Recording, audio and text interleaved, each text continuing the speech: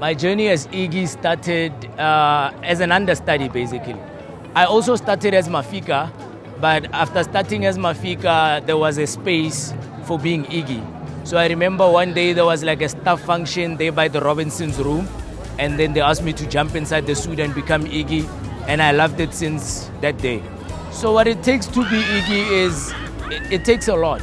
It takes a lot of commitment, it takes a lot of planning, it takes a lot of being free and being able to just open up and be welcoming to people. So that's what it takes to be Eagi. And it also takes you to be aware of the type of environment that the NW is for you to be an eagle. What stood out for me being Eagi was the Varsity Cup final.